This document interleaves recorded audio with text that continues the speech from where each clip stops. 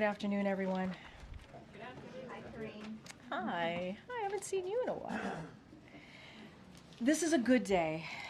You all have just heard the terrific news from the president that after 15 months of war, Israel and Hamas have reached a ceasefire and hostage deal. This deal will halt the fighting in Gaza, surge much-needed humanitarian assistance to Palestinian civilians who have been living in dire conditions, and it will reunite the hostages, including Americans, with their families after more than 15 months in captivity, experiencing unimaginable suffering. Over the past few days, President Biden spoke with the leaders of Israel, Qatar, and Egypt to continue to push negotiations forward and reach the resolution we announced today. The process has been steered out of the West Wing at the direction of the President by National Security Advisor Jake Sullivan and driven to completion through relentless diplomacy by Middle East Coordinator Brett McGurk, who has been actively negotiating day and night in Doha. I will note that Brett is currently in meetings with foreign leaders, and when he emerges, the National Security Council is going to host a background call to answer more of your questions. Secretary Blinken, Director Burns have traveled regularly to the region in recent months and throughout the past year and been in close touch with the key players in the region to advance negotiations forward. President Biden has also directed his team to work closely with the incoming administration to ensure all spoke with one voice on the need to secure a deal. As the president said, we have reached this point because of the pressure Israel has put on Hamas, while with the backing of the United States. Sinwar was killed. Iran's attacks against Israel failed thanks to the support from the United States. We have built a coalition of nations to defend against Houthi attacks. We negotiated a ceasefire after Hezbollah was significantly weakened, and Iran is weaker today than it has been in decades. These developments, which the United States helped shape, have created new conditions in the region, conditions that have led to the outcome we are seeing today. Today, even as we welcome this news, we remember all of the families whose loved ones were killed in Hamas's horrific October 7th attack, and the many innocent people who have been killed in the war that followed. It is long time for the fighting to end and the work of building peace and security to begin.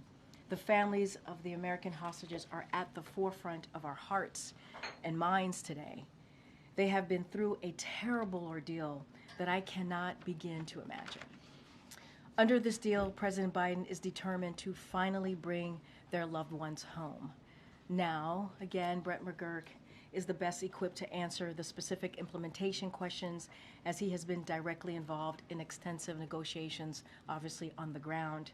In the meantime, we wanted to come out here to speak to the news and also answer any other questions that you may all have. But before I even move forward to taking your questions, I want to do one of those, as a former senator, now President Biden would say, a point of personal privilege here. Today is the 537th briefing of the Biden-Harris administration. This is my 306th briefing and the final briefing of the administration. Before I get to all your questions, I just want to say a few things and also just give out a few thank yous, if that's okay.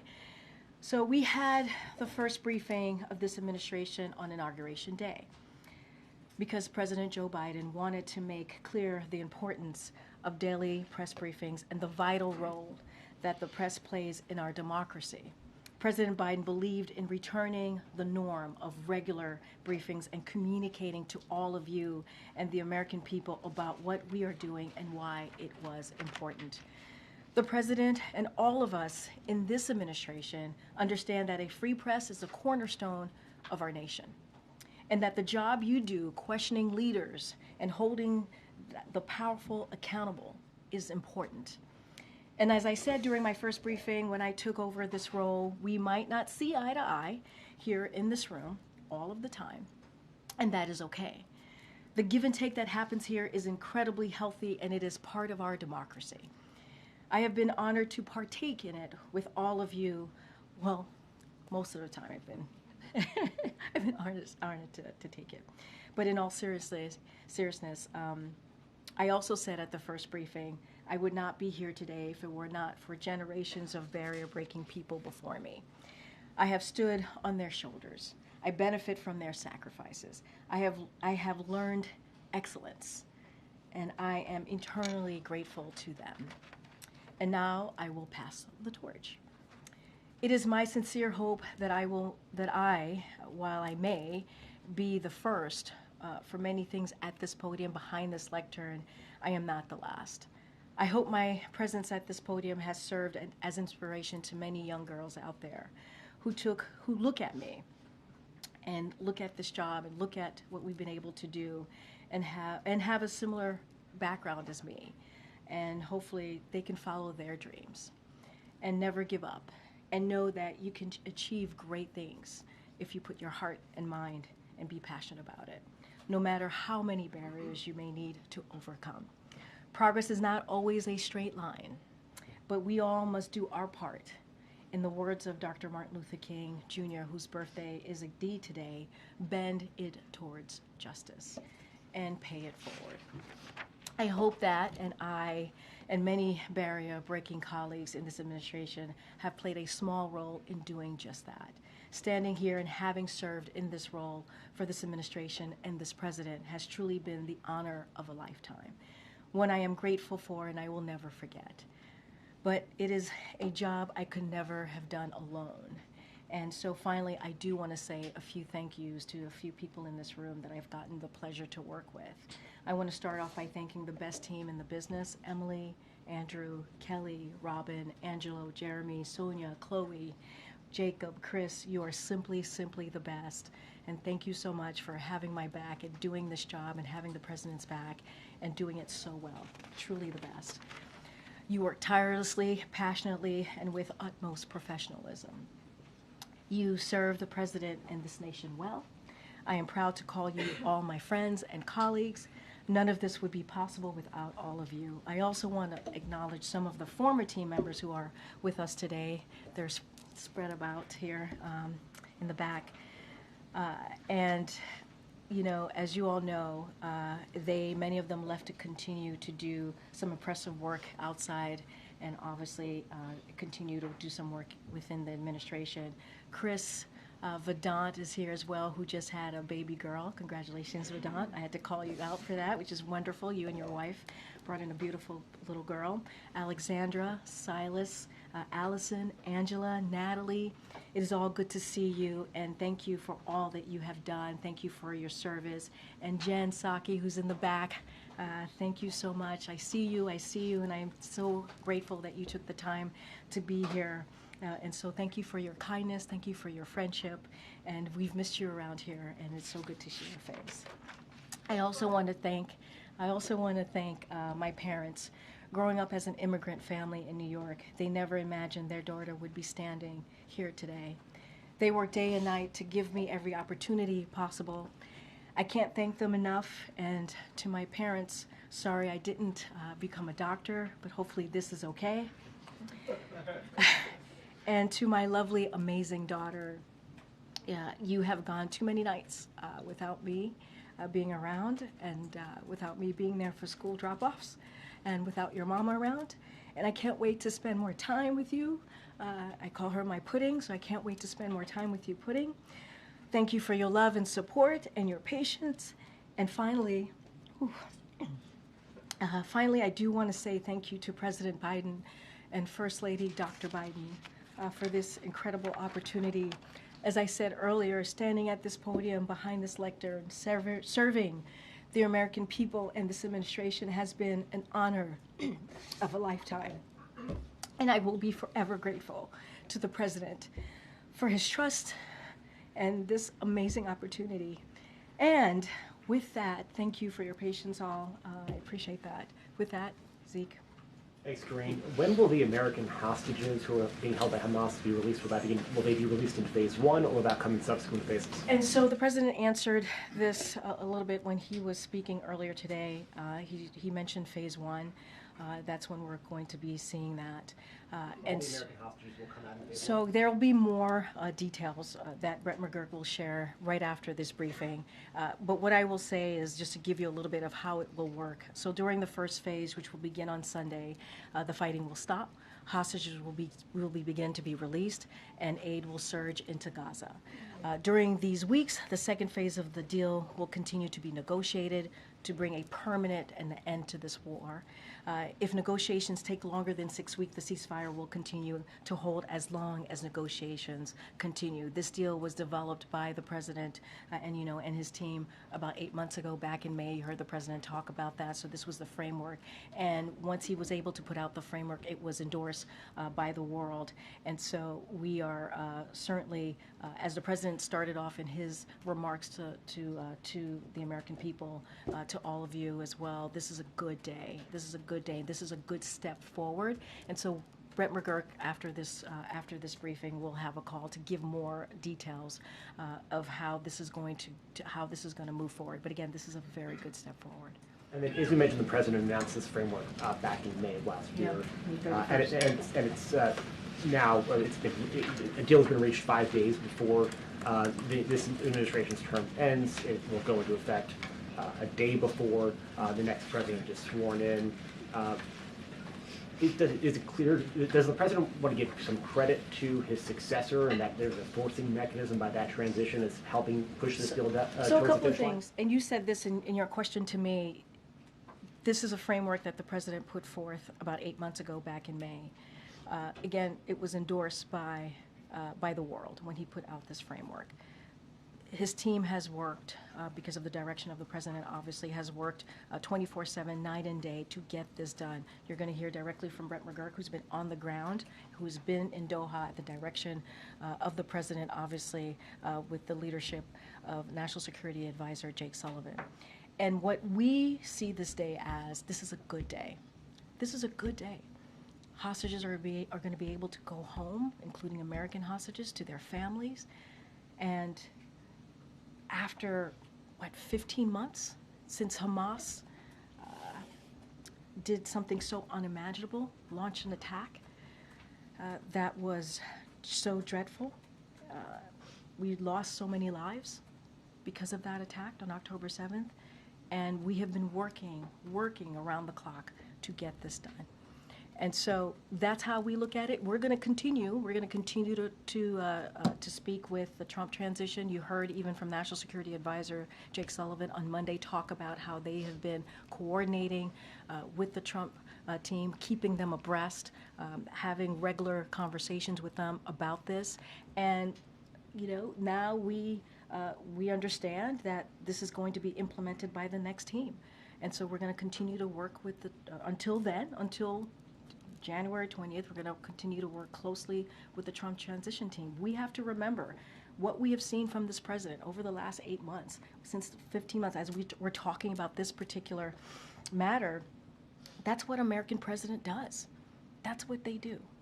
And that's what we've seen from this president and his leadership. And you mentioned that this deal will be implemented by the next president. There's coordination between the White House and the incoming administration. Has the president spoken at all with his successor? And outside of the very brief ceremonial tea that they will have on the morning of the 20th, does he plan on having a more substantive conversation with him about his strategy and the briefing and the relationships that went into this agreement? Well, Zeke, I will remind you, when he invited the President-elect Trump to the White House, they met for more than 90 minutes.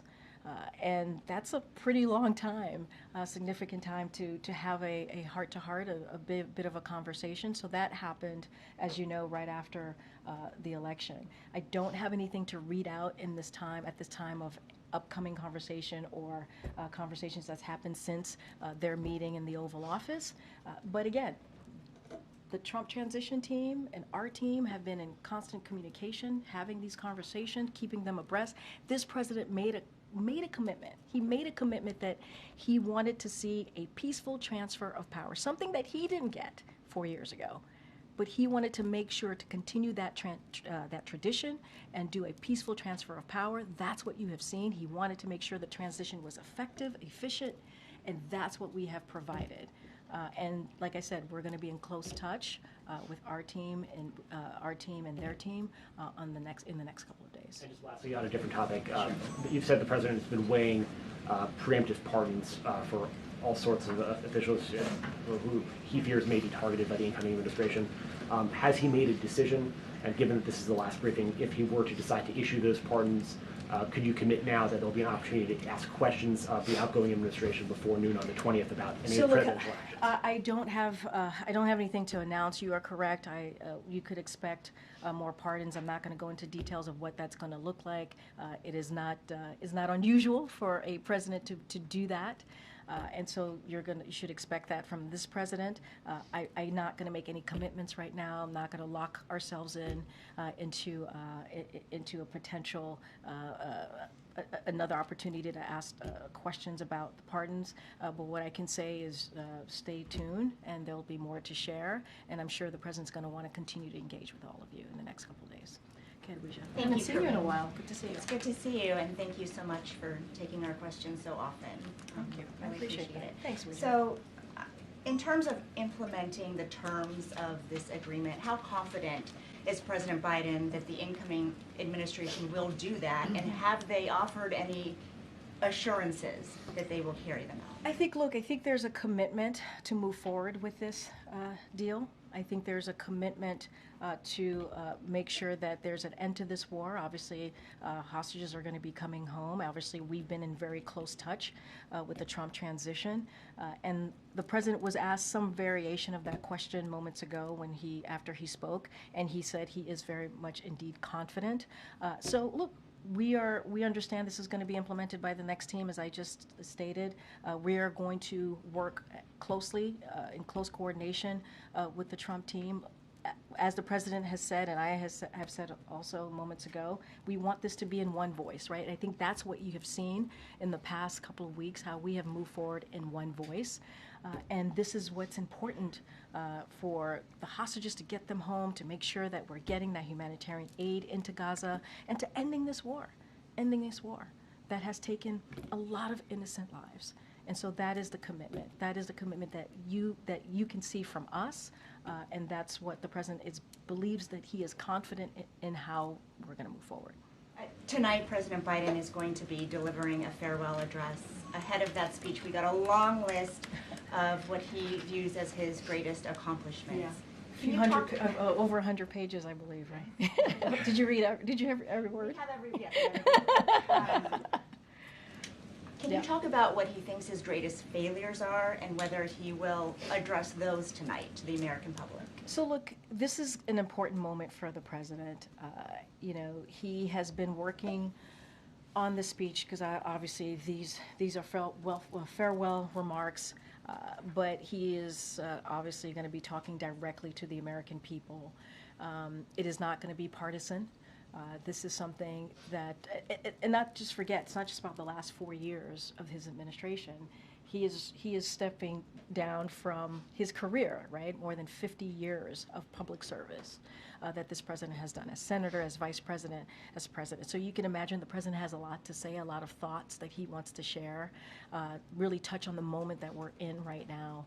And so that's what you're going to hear from the president. What he wants to do, obviously, is also be positive, talk about what we have been able to do. This is a president that speaks about possibilities and how he sees this country moving forward. And so that's what I could speak to. I'm not going to get ahead of what specifically what the president's going to say. I'm not going to go into line by line, but I can say, and I'd love to say that from here, is stay tuned, and I will leave it there. And then finally for you, because you've clearly reflected on your role as press secretary, is there anything you wish you had done or said differently during your time? Well, I will have a lot of time to reflect, right? You're not going to catch me up here, Alicia, today, but I will have a lot of time to reflect on my time here. As you know, this is, and I think you've gotten to know a few press secretaries during your career, this is a job that's nonstop. There's not a lot of time to reflect. It's always, we have to do the job, we have to speak on behalf of the president, we have to make sure that we're communicating with all of you. But what I can say with full heart is that this has been an honor and a privilege to do this job, and I have done it to my best of abilities on behalf of this president, and the best job that I will ever have. I truly believe that. Thank you. Ken, Mary. Thank you, Karine. You and the president have stressed that this is the framework that he put forward last spring, but the president also made clear it was important to him to work with the incoming administration, that they be speaking in as one team, as he put it. Even the Qatari prime minister in his remarks personally thanked Steve Witkoff, the incoming administration's Middle East envoy. So do Donald Trump and his team deserve any credit for this? I mean, look, everyone is going to want some credit. Everybody's going to want some credit. Get that? That's how this goes when something good happens. Not unusual. It is not unusual at all. What I can say is the president got it done, right? That's what I can say. And what I could also say is that, and you said it in your question to me, is that there was a framework that was put forward, and it was put forward by the president back in May 31st of last year, and it was endorsed by the world. And you see a president that has done everything that he can. This is someone who has foreign policy experience, decades of foreign policy experience. He understands what it means to bring people together. He understands what it means to get a deal done. He also said in his remarks how difficult it was to negotiate. Negotiating is incredibly hard, and this wasn't easy, but we got it done. And so, this is someone who speaks from experience. And this is, again, not an easy thing to get done. But as we've said, and I've said multiple times, and I think Jake Sullivan said this obviously recently when he was here on Monday, we were able to work closely with the Trump transition team and coordinate with them. But again, this is a framework that the president put out, and negotiations aren't easy, and this was one of the toughest negotiations that he experienced, and this is something that the president shared with all of you. And does the president have any plans to talk to the families of the hostages, or has he talked to them today? So as you know, the president and this administration has been in regular touch with the hostages hostage family, and have obviously always communicated with them that how much we're with them and the work, everything that we're doing to try to bring their loved one home. And we have stayed in constant communication with them. I don't have anything to read out as a call to any of the American hostages or the families at this time, but I can say that the president is, as he said, this is a really good afternoon, and our hearts go out. Our hearts go out to the families who have been waiting 15 months to get their loved ones home. And so this is a big deal. This is a big deal. And just on a slightly more personal note, on this, your 306th briefing, what advice do you have for your successor? So I was asked this question, I think, when my successor was announced, and it's pretty much the same, which is, obviously I wish her the best of luck. This is a great job, an amazing opportunity to be standing at this podium behind this lectern and to go back and forth with all of you and speak on behalf of this president, the president of the United States. There's nothing like it, and I hope she enjoys the job. I hope she continues to do what we've been doing for the past almost 4 years, and I truly wish her well. The decision the president made to include Steve Witkoff, how did that come about? Look, that is, I'm not going to... And why did the president do it? Well, look, this goes back to what the president said right after the election. A peaceful transfer of power. Again, something that he didn't get 4 years ago. And wanting to make sure that we had an effective, efficient transition. That's what it looks like. The president is basically leading by example. That's what he's doing. This is a president who understands norms, who understands institutions, and understands how important that is. And he wanted to respect the outcome of the election, the will of the people. And that is what you've seen this president do. At any point did the president think maybe this deal will not be reached on his watch? The president was hopeful.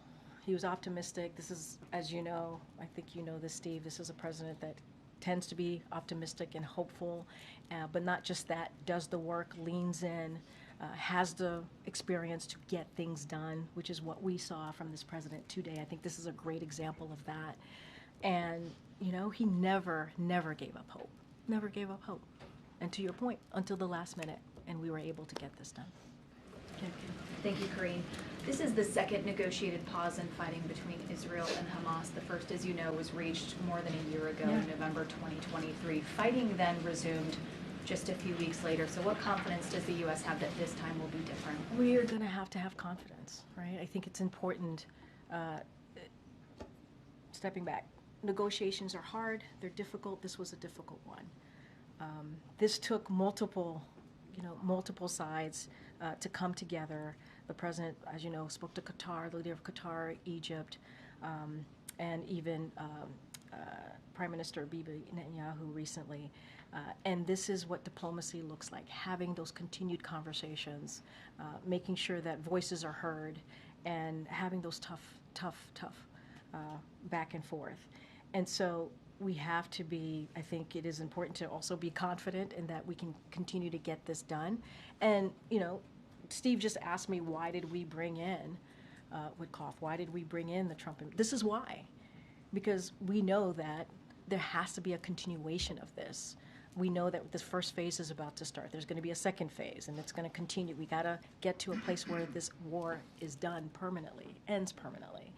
And so bringing in the Trump administration, coordinating with them, and making sure that they're having the information that we all have, we are hopeful that this will continue. Under the framework, negotiations for that phase 2 would need to begin within a matter of days after phase 1 begins. What is the White House's view of the commitment of the incoming Trump team and the competency of the Trump team to go through those negotiations and get a phase 2 and beyond? So I would refer you to the National Security Advisor. Jake Sullivan talked about his relationship and back and forth with his counterpart and how that has gone very well.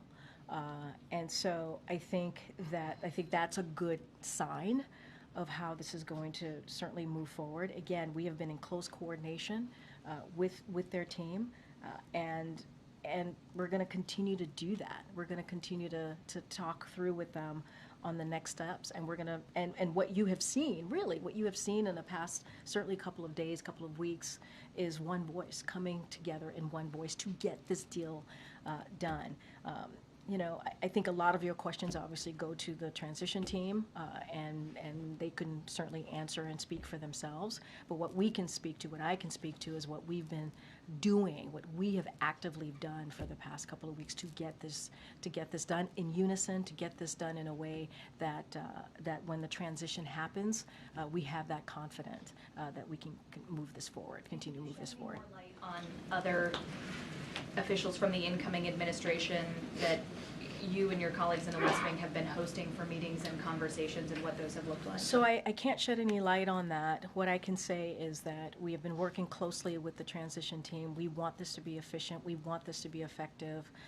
We are doing this. The president wants to do this on behalf of the American people, and that's what you can count on. I'm not going to list out names of folks who we've been talking to. And just finally, Karine, a new CNN poll that's out this morning shows that just 36% of U.S. adults say they approve of the way that Biden has handled the presidency.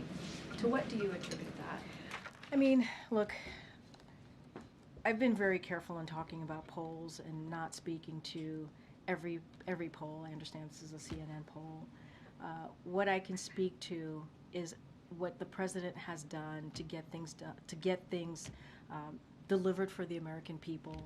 If you think about beating big pharma, if you think about lowering healthcare costs, bringing manufacturing jobs back, or manufacturing back here more broadly. If you think about insulin, capping insulin at $35 a month for seniors, all of those things that I just listed out are very popular with the American people. They are. And that has always been at the forefront of the president's mind. What can he do to deliver for the American people on the needs that they care about? And that's the type of economic policy that he put forward. That's what he wanted to make sure we didn't leave anybody behind. And many communities have felt that they've been left behind. That's why we talk about building an economy from the bottom up, middle out. That's been his focus, and you can see the results. More than 16 million jobs created. When you think about more than 20 million small businesses started, people don't start small businesses unless they feel confident about the economy, and those two go hand in hand. And so, look, we're going to continue to do the work. Continue to make sure that we do everything possible in the last couple of days to deliver for the American people, and that's the president's focus. Let's not forget, when he walked in, there was a pandemic, once in a generation pandemic, and he turned that around. And so the president's gonna address the American people later today, farewell address, and he'll certainly have a lot to say. Go ahead, Jojo. Thanks, Karine. Yeah. Last time I'll be able to say that. I know. Thanks for taking questions these last couple of years. Thank you. Yeah, President-elect Trump, in a social media statement today, said the ceasefire deal could only have happened as a result of his election victory. What's your response to that assessment? Do you agree with that? Disagree? Look, I think the president was asked some version of that question. I think that was the first question that he got after he spoke. And I said this, everyone's going to want to take credit. That's how these things work.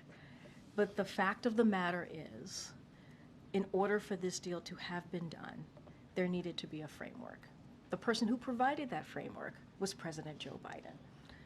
And we have been working on this for some time. It didn't just come together in the last couple of days. It didn't just start the last couple of days. And so, and not only that, he put together a framework. It got endorsed by the world. That's not an easy thing to do.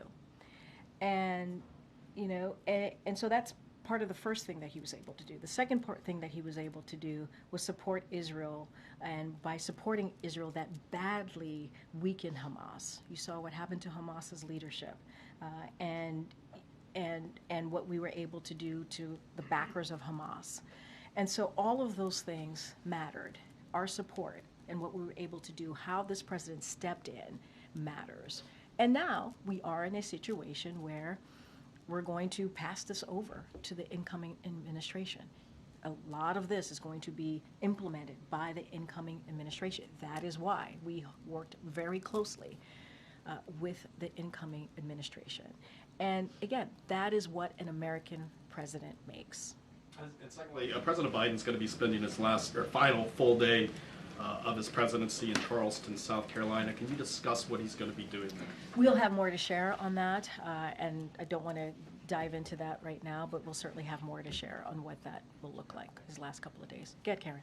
Just two quick ones. Does the president intend to leave a letter for President-elect Trump before he leaves office, as Trump did for him? Well, I guess we'll see. We'll see. I don't have anything. That's going to be up to the president. I don't have anything on that. But it's a good question. I'm curious, too. And after Monday, what is the president's plan? What are he and the First Lady doing when they leave Washington on And Monday? we'll have more to share on that as well.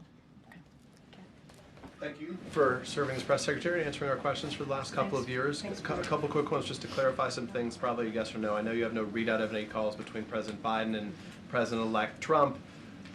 Just declaratively, can you say, no, there has not been a call between them or in any of the last 2 weeks on this specific topic of Israel? Look, I have not asked that question, so I don't want to get ahead of myself Still here. press secretary for today. Give us a yes or no for the You always give me homework, Peter. Every time I come, you always tell me, can you come back and tell? Okay. 24/7, yeah. Go ahead. If I can ask you briefly about tonight's address, if you can take us into that room. Yeah. Who is going to be in attendance? I trust the First Lady. Will family members be there? Who else will be there? And is there anything else surrounding it? It's a very good question. We'll have more color for you later on in the evening. What I can say is the president is certainly very much looking forward to this moment, speaking directly to the American people. It's not every day you get to do an Oval Address. He gets to do another Oval Address, obviously his last one, in prime time. And so we will certainly have more color of who's going to be in the room and what that will look like as we get closer. And then last question, I'll leave it to my colleagues, is it's tradition that at the end of the year the president would do a news conference in advance of departure. The president would take questions on a variety of different topics. What was the decision making? Why did this president decide not to do either of those before his Well, departure? I think the president, especially in the past couple of days, has been very much engaging with all of you, taking questions. He did it today. He himself wanted to stand up a moment to talk about the economy, but also take your questions just a couple of days ago. That is something that he wanted to do, and your colleagues took. Wait, let me finish. Your colleagues asked some really important questions that he was able to answer, an array of questions.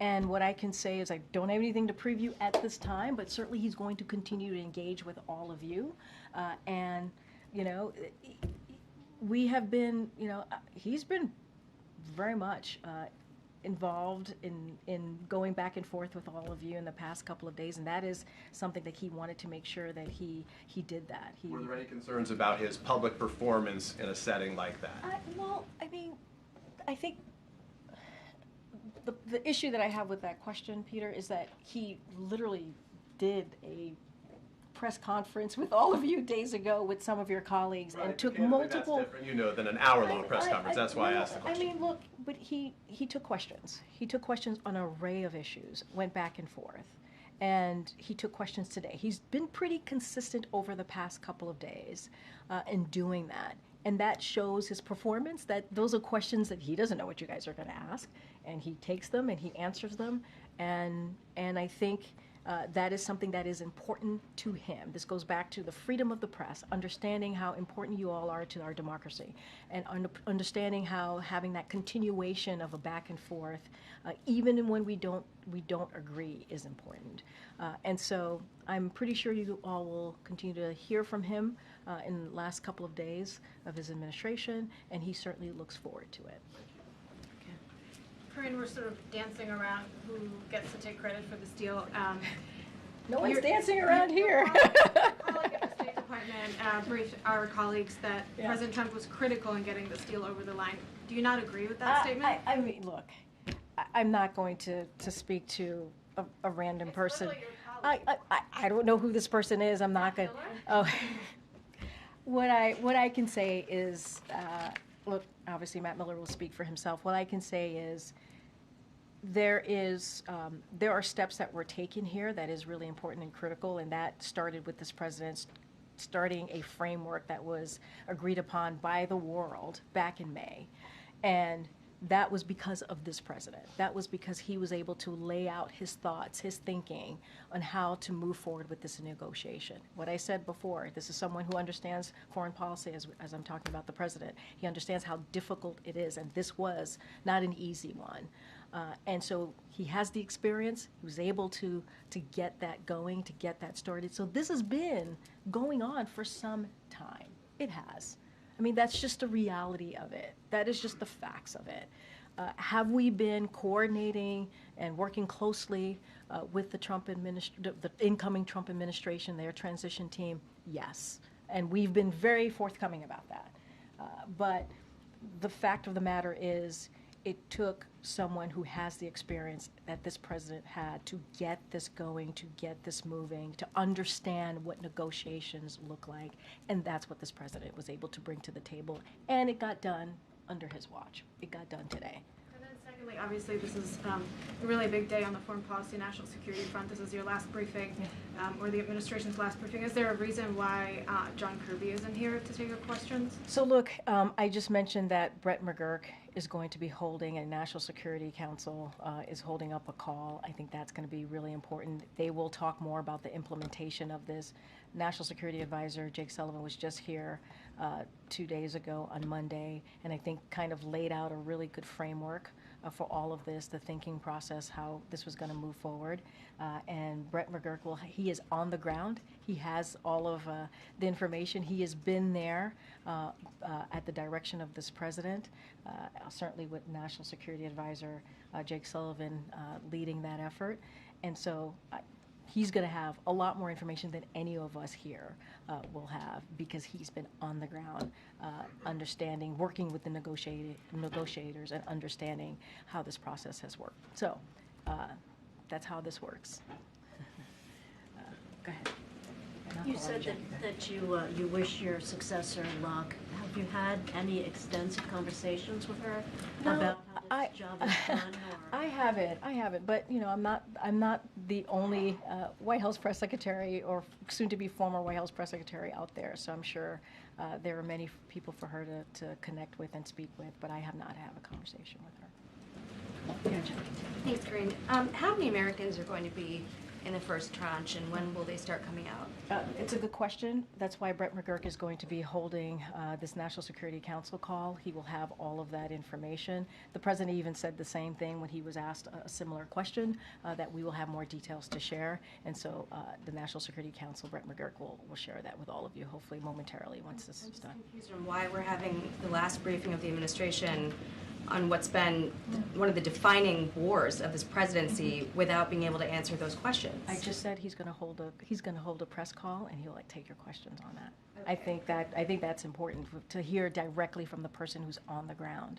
I think that's an important thing to do, right? We were under the impression that there were folks here in the building who had those answers who could tell Well, us. Brett McGurk, well, National Security Council is holding up a call so that Brett McGurk can get on that call and take your questions. Okay. Why is it that you seem unwilling to extend any credit to Trump for this deal? Couldn't he just have said, hold off until I'm in office?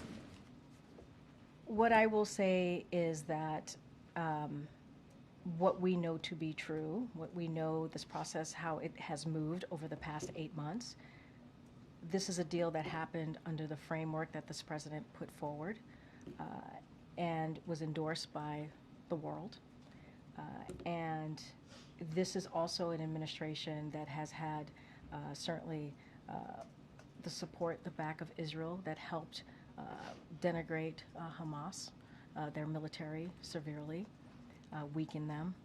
And we created, because of also doing that, we created the conditions for this deal. That is what has happened over the last 8 months. And we have talked closely, worked closely, coordinated closely with the incoming administration, and that is how we've been able to get to this point.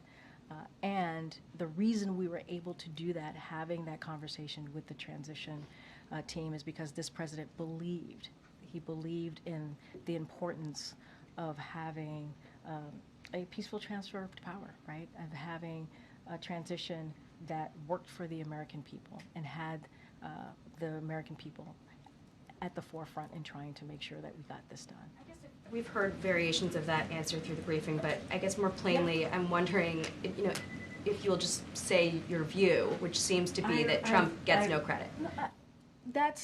I've shared my view. I don't have anything else to share. I've shared how we got to this point. The president shared that moments ago.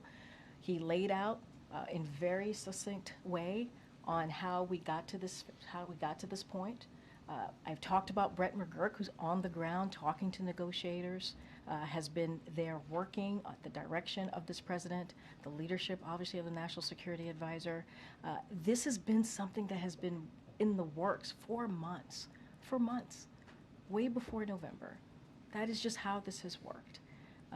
I'm not here to talk about the transition. I'm not here to talk about who gets credit, not get credit. I'm here to talk about what this president has been able to do. And here's what is also incredibly important here. We're going to get hostages who are going to go home to their family. After 15 months of, I don't even want to think the horror that they have gone through. I can't even imagine it. And I think that matters. I mean, we're going back and forth about credit, but people are going to go home to their families. And that is so important. And hopefully the phases will continue and we'll get to an end of war here. And that is important. And let's not forget, increase that humanitarian aid into Gaza, because there are people there who need that aid and the assistance. I'm going to move on. Go ahead. No, I'm going to wait. No, How will you grade yourself on your goal of being the most transparent administration? Go ahead. I've taken like 3 questions. I'm going to move on. Go ahead.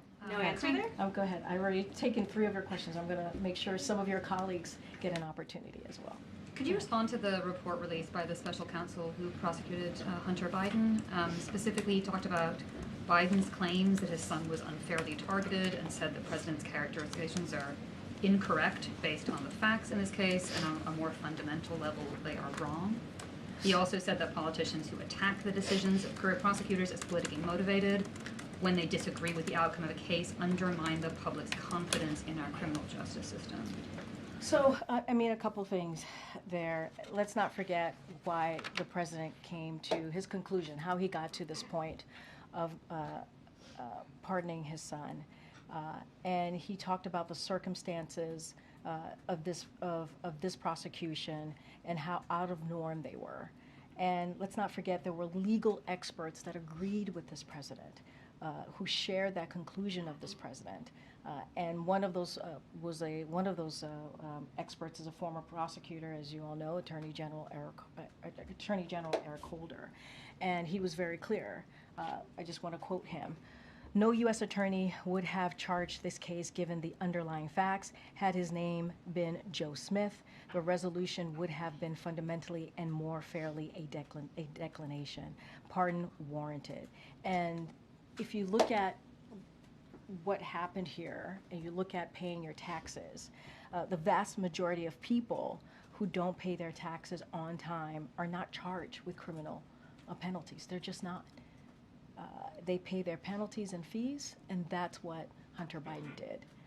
And so the president wasn't alone in this, in making that. When he made that determination, he had legal experts who also agreed with how he, making this decision on pardoning his son, Hunter Biden. No concern that he undermines the public perception of the justice system. I just answered that question. I don't have anything else for you. Okay, good. Hey, Karine. Thanks. I know that you said you don't have details on what the president will be doing on Sunday, but can you expound on why he chose to spend, his last day in office in South Carolina? We'll have more to share. I don't want to get ahead of that. We'll have more to share. And why South Carolina? Last thing. Yeah. Has the president spoke with Prime Minister Netanyahu, or does he plan to do so in the coming days? Well, as you know, he recently just spoke to the Prime Minister, and if we have more calls to read out, we certainly will do that. I know I have to start wrapping up. Go ahead. Thank you so much, Karine. On Monday, President Biden said he was more optimistic than ever about the future. Isn't he afraid or concerned that part of his legacy could be or is about to be erased by the incoming president? I mean, look, when I answered this question about, I think it was a polling question from Kayla, I also talked about, in my answering that question, how popular some of the things that the president has done. CHIPS and Science Act, bipartisan infrastructure legislation, the PACT Act, and even the provisions of the Inflation Reduction Act. And I talked about the insulin being the insulin at $35 a month for seniors. Those are things, all of those things that I just laid out are popular with the American people. And that is something that the incoming administration has to think about, Republicans on the other side of Pennsylvania has to think about. These are things that are incredibly popular. Some of them, bipartisan infrastructure legislation, CHIPS and Science Act, the PACT Act, were done in a bipartisan way. And so to undo those successes, some of the things, again, popular with the American people, that's something that they have to seriously think about. And what we have done in those historic pieces of legislation that obviously is now law will have lasting effects on people's lives, lasting effect. So he's very confident about that. One about foreign policy, because President Biden said his presidency restored the U.S. credibility in the world. Jen Psaki actually said that in her first briefing here, that he was going to do this.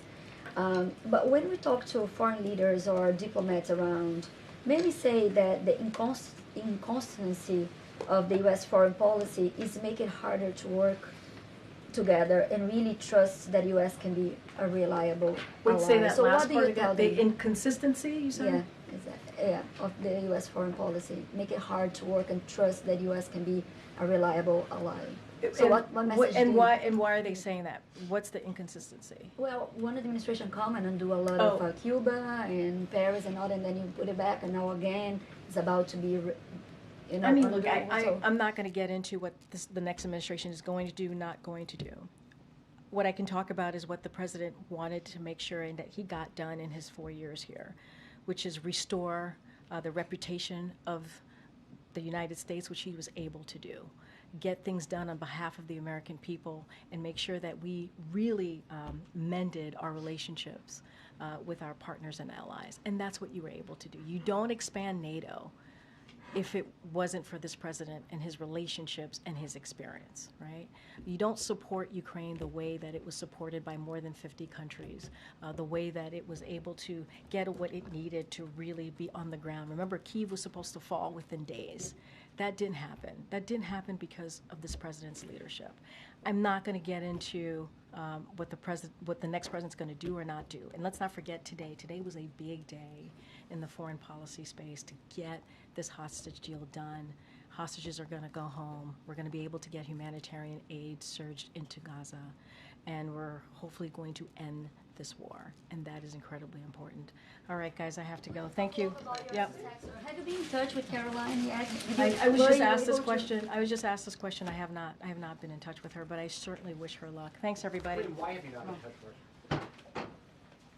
Come talk to me in the back.